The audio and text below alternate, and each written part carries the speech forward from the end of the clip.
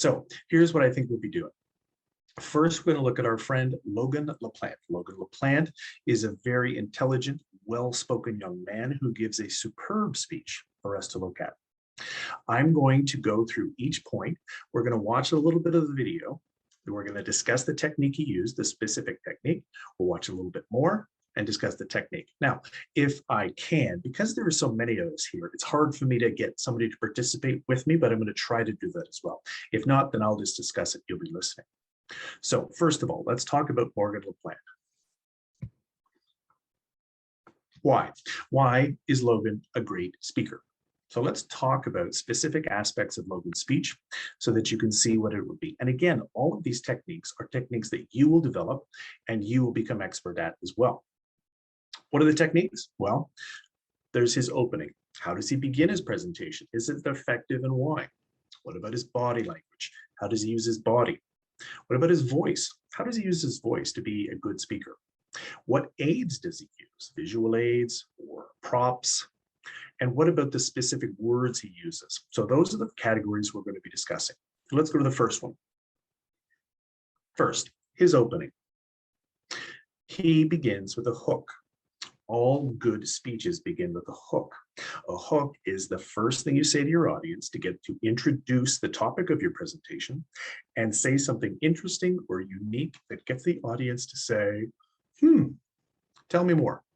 So what I'm going to do now is we're going to be watching the first 1 minute and 12 seconds of his speech. The only job you guys have is to watch carefully and listen for what he says in the first minute to introduce the topic of his speech and get us to go, I want to hear more.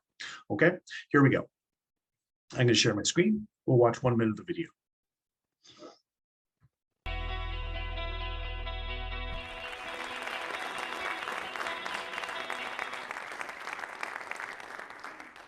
When you're a kid, you get asked this one particular question a lot. It really gets kind of annoying. What do you want to be when you grow up? Now, adults are hoping for answers like, I want to be an astronaut, or I want to be a neurosurgeon. You adults and your imaginations. Kids, they're most likely to answer with pro skateboarder, surfer, or Minecraft player. I asked my little brother and he said, seriously, dude, I'm 10. I have no idea. Probably a pro skier. Let's go get some ice cream. See, us kids are going to answer with something we're stoked on, what we think is cool, what we have experience with. And that's typically the opposite of what adults want to hear. But if you ask a little kid, sometimes you'll get the best answer. Something so simple, so obvious, and really profound. When I grow up, I want to be happy. There you go, everybody. That is Logan's introduction. Now, I'm just going to see if I can do this. Can anybody, if you could use chat, can anybody tell me what was his technique? What did he do in his introduction to get us to say, tell me more? What was his technique? What was his hook? Does anybody want to tell me in the chat, or I can do it myself?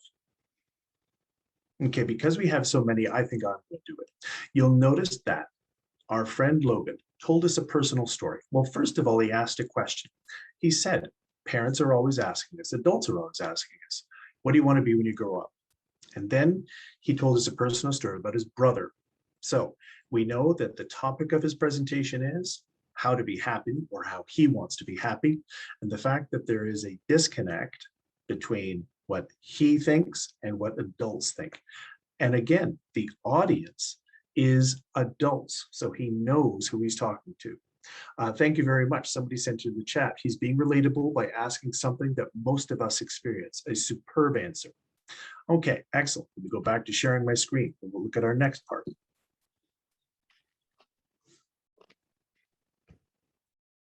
Just give me 1 second.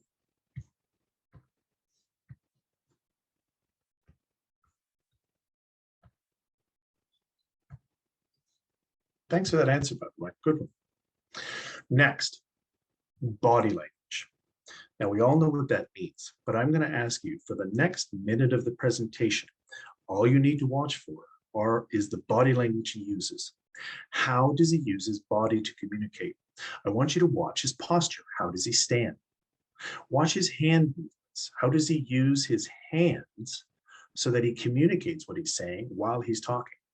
What about his feet? Does he stand straight like a soldier, or does he move his feet slightly in a natural way, turning left and turning right? And does he make eye contact with his audience? And does he smile? So watch for the next minute. Just watch Logan's eyes, his hands, his feet, his posture. That's what we're going to be doing now. So again, here we go. Watch his body language. For me, when I grow up, I want to continue to be happy, like I am now. I'm stoked to be here at TEDx. I mean, I've been watching TED videos for as long as I can remember, but I never thought I'd make it on stage here so soon. I mean, I just became a teenager, and like most teenage boys, I spend most of my time wondering, how did my room get so messy all on its own? Did I take a shower today? And the most perplexing of all, how do I get girls to like me? Neuroscientists say that the teenage brain's pretty weird. Our prefrontal cortex is underdeveloped.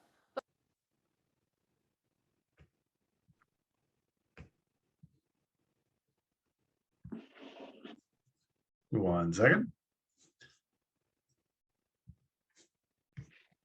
Let's go to have a pee, okay?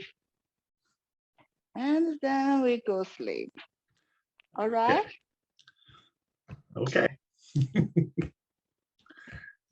Go. Okay.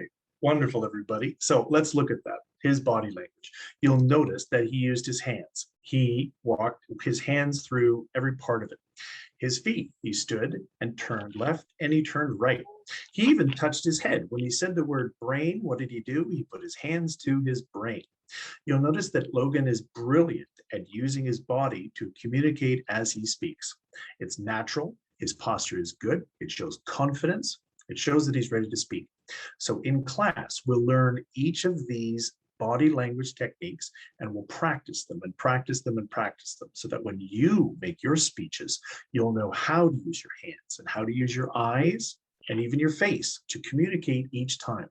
Because if you're not thinking about your body language, well, then you don't know what you're actually communicating. So our next one, let's move on.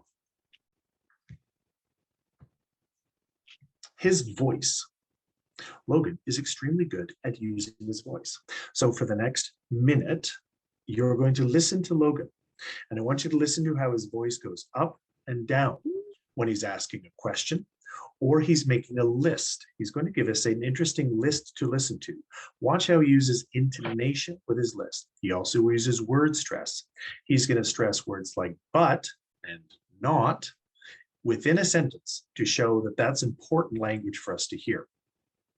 He's also going to pause very effectively and also listen to see how he breathes. He breathes nice and deeply while he's speaking so that his voice sounds natural and he doesn't run out of breath when he speaks. Okay, so here it is. The next minute, just listen to Logan's voice. Here we go. Here.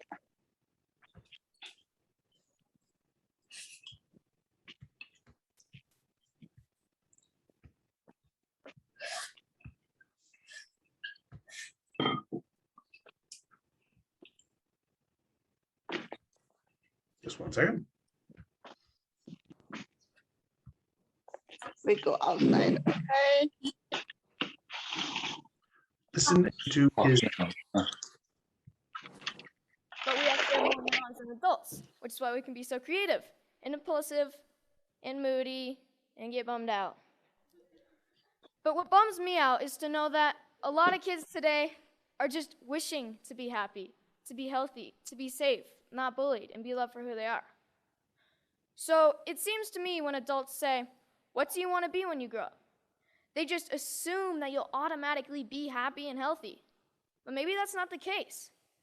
Go to school, go to college, get a job, get married, boom. Then you'll be happy. Okay. Right? All right. We don't seem to make learning how to be happy and healthy a priority in our schools. It's separate from schools. And for some kids, it doesn't exist at all. But what if we didn't make it separate? What if we based education on the study and practice of being happy and healthy? Because that's what it is. a practice, and a simple practice at that. Education is important, but why is being happy and healthy not considered education? I just don't get it. So I've been studying the science of being happy and healthy. It really comes down to practicing these 8 things: exercise, diet, OK， nutrition, time 那 in 我们就 nature, 上去了。 contribution, 好 service 嘞 to others, relationships, recreation, relaxation and stress management, and religious or spiritual involvement. Got that one. So these 8 things come from Dr. Roger Walsh. He calls All right, excellent. Okay, so you'll notice that in his use of voice, when he was making his list, he said da da da da da da da da da da da da da.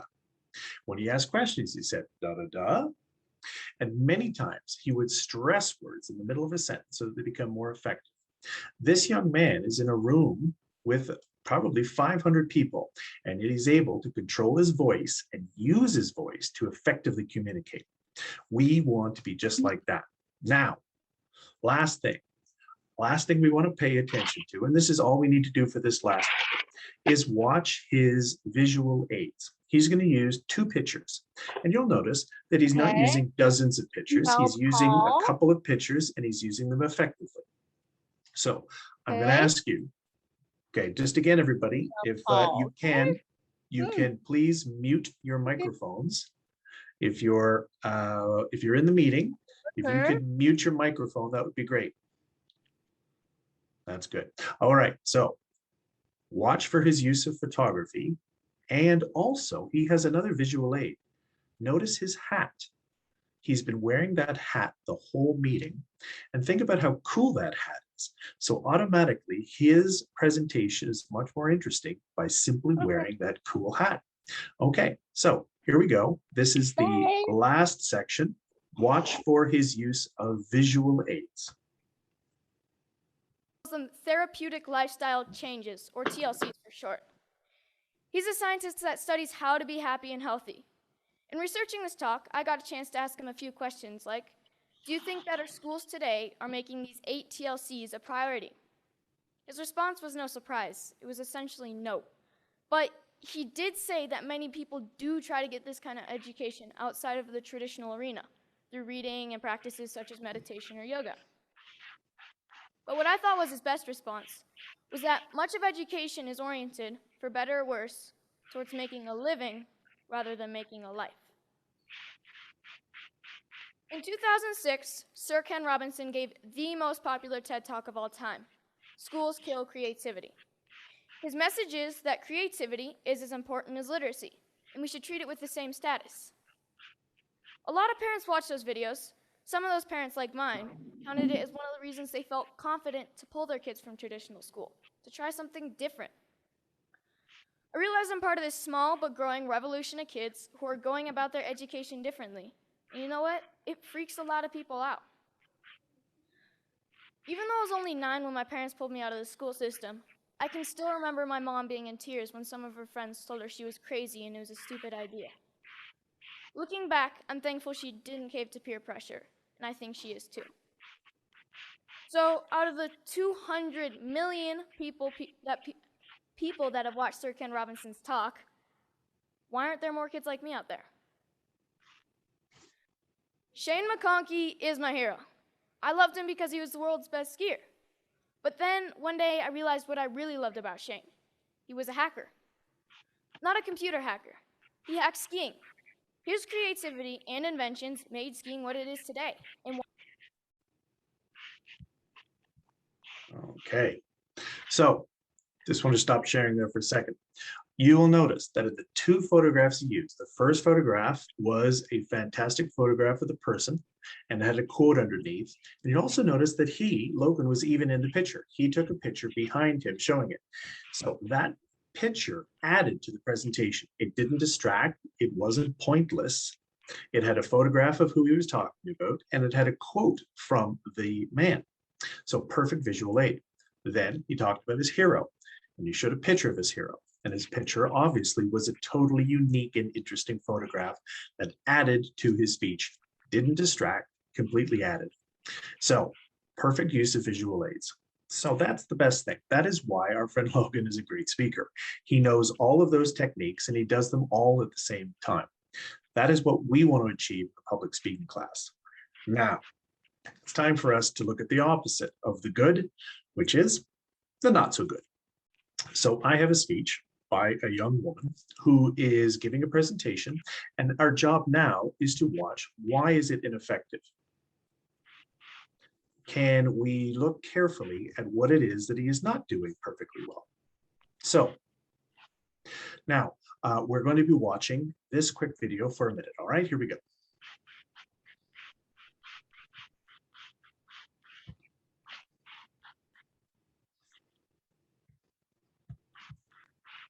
So again, when we watch this video, I want to ask yourself, what is it that makes her speech ineffective?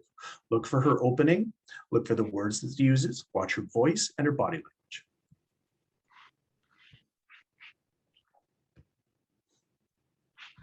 Hi, I'm Emily Johnson, and I'm going to be talking about the different areas in the marketing industry. So the first area that I want to talk about is the direct marketer, which is like a position usually in a company such as Sony or Nike. For example, they'll have like a product manager who wants to create a concept of the product that they're trying to sell. Usually, however, they can't, the product manager won't be able to create the concept completely by themselves, so they usually have to outsource to an advertising agency. Okay, so there you go. And as you can see, that is not the best speech in the world. So Evan, do you have a question, Evan? Yes, I can see that your hand's up. No, I'm just saying, just to answer the question, why is it bad? Oh, go ahead. Tell me, Evan, what made her speech ineffective? So Thank do I you. say one or like? Oh, you can say them all. Go ahead, Evan. I appreciate you putting your hand up. The first one is that her voice was kind of small. I don't think the whole audience could hear.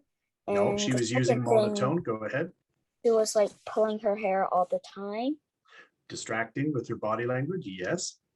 And third of all, she was like looking at her paper and not having eye contact to her audience. Absolutely. Anything And else?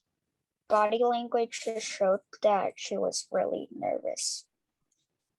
Absolutely. Evan, you gave all the answers we were going to be talking about. Let's go right down to that. Yes, she was ineffective because her opening was quite, she said, hi, my name is, and here's what I'm going to talk about. Always an ineffective opening is to focus on yourself. And as Evan pointed out, her body language, she looked down, she pulled on her hair, and she was reading her presentation. So her voice remained monotone, and she chose words that were least interesting. You'll notice that it was very hard to understand her. Now, I didn't show you that video to make fun of her, of course, because all people, like just as Emerson said, all of the great speakers were bad speakers at first. Nobody is a perfect speech maker right away. That's why we want to learn. Okay. So what I'd like to do for the last part of this is sort of the last overview, is I want us to go back to Logan's conclusion. Logan is a good speech maker. So instead of stopping it, I'm just going to show you the last 60 seconds of his speech, not the rest of the speech. And I want you to notice, now that we've reviewed the techniques that we will study in class, I'm going to ask you to pay attention at the same time. His voice, his body language, the words that he uses, and his visual aids. Watch all of them together to see how he's in effect. Seconds of Logan, and then we're going to have a little bit more discussion. Now, could someone help me out? Can you see Logan right now? I don't want to jump back. Can you see Logan okay right now? Could somebody say yes to me? Yes. Thank you. Perfect. All right, I'm going to go to the conclusion. All right, thank you. Let's mute our microphones again. Again, this is the last part of his presentation. You're watching for visual aids, use of voice, body language, and the language and nonverbal and language he uses. Here we go. What they're doing. This is by far my favorite class. So this is where I'm really happy. Powder days. And it's a good metaphor for my life, my education, my hack schooling. If everyone skied this mountain, like most people think of education, everyone would be skiing the same line, probably the safest, and most of the powder would go untouched. I look at this and see 1,000 possibilities. Dropping the cornice, shredding the spine, looking for a tranny from cliff to cliff. Skiing to me is freedom, and so is my education. It's about being creative, doing things differently. It's about community and helping each other. It's about being happy and healthy among my very best friends. So I'm starting to think I know what I might want to do when I grow up. But if you ask me, what do I want to be when I grow up? I'll always know that I want to be happy. Thank you.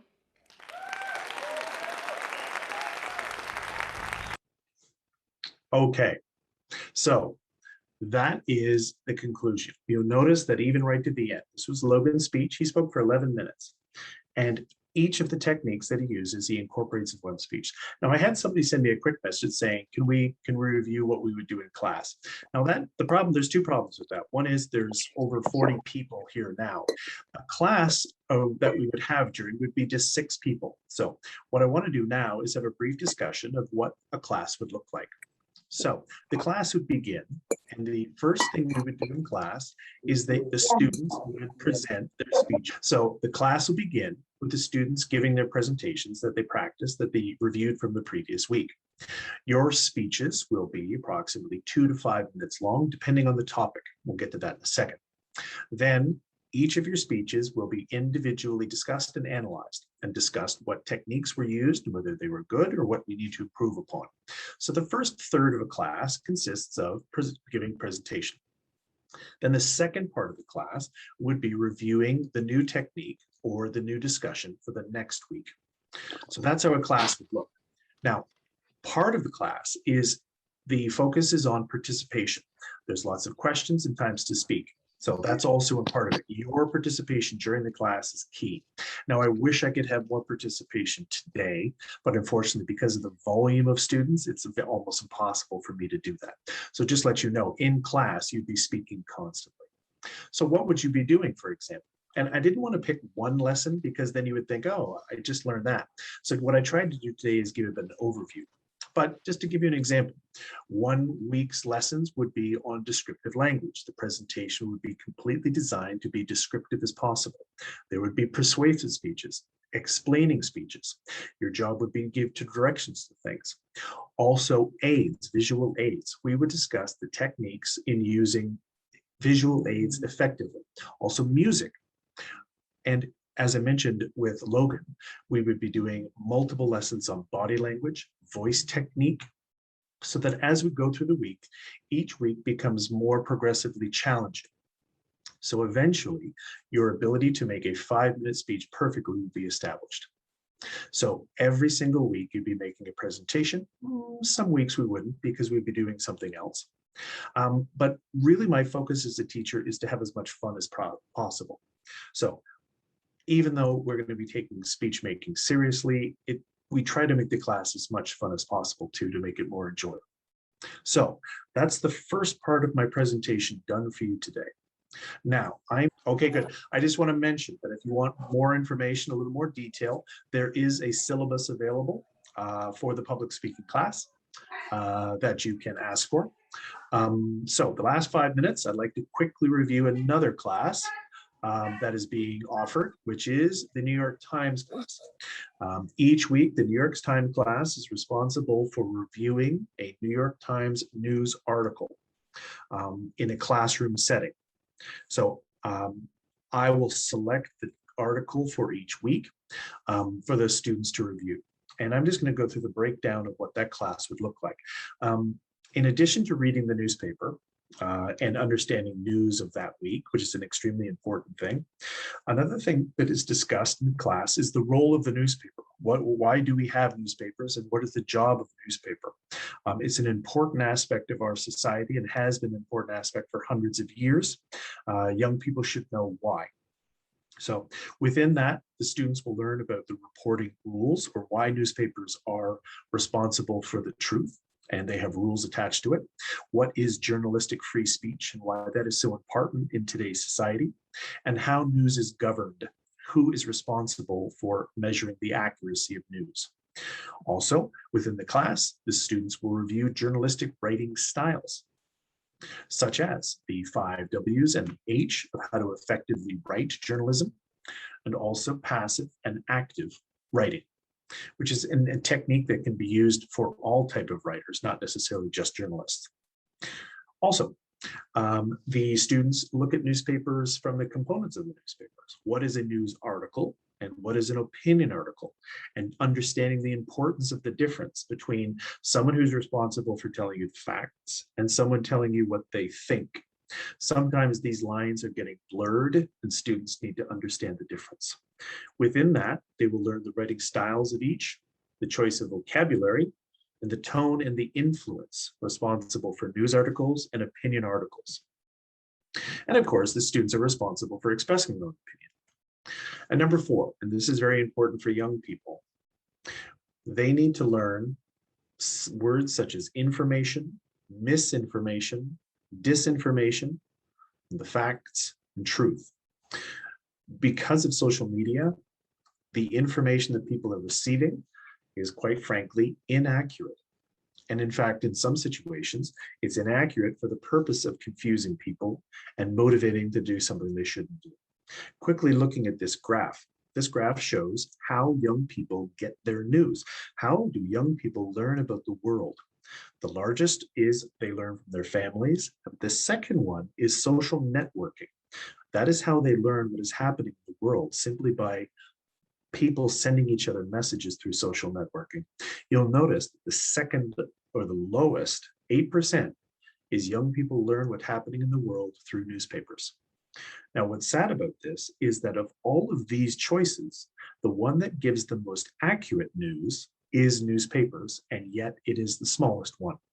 So part of the New York Times class is to teach them that their job is to learn what really is happening in the world and to learn what is the source of the information. So what news will we review? Well, on a weekly basis, it'll be either national or international news from the New York Times. Now, of course, these articles can be quite complex. So within that, they'll review vocabulary, grammar, and advanced reading. So that's an important to know. But I like to spread out the topics so they're learning about general topics, technology, finance, politics, the environment, media, even obituaries, or the arts.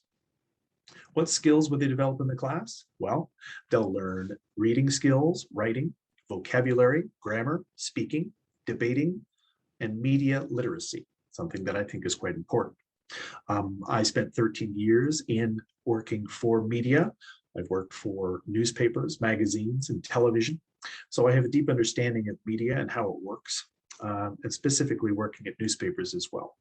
So it's a passion for me. It's something I enjoy greatly. And I think it's important for young people to understand media literacy and be able to have critical thinking. Critical thinking is the ability to understand the world, to analyze, to interpret, being able to explain. The more you learn about the world, the more open-minded you become. You also learn to solve problems, which is something the world is going to need people to know how to do. So that is the New York Times class. Just to give you an example, I'll be teaching the class next week as one of the classes. The topic I'm going to be choosing from the New York Times is the Afghans with ties to the US are searching for a way out of Afghanistan. That is the real news story of the week, and I think it's important for young people to learn about it. So that class will include a short video, which gives the history of Afghanistan and the US participation in Afghanistan. It'll discuss the events in the last 2 weeks, and then they'll go into the article. I'll also prepare the vocabulary, words that might be challenging for them. We'll study the words before they read the article, so they'll have an understanding of the vocabulary as they read. And again, each of the students is responsible for reading aloud for the other students, which is definitely a skill that people need to practice. So, thank you very much, everybody. I appreciate you letting me come into your houses today and let me explain the public speaking class and the New York Times class. Are there any questions about the New York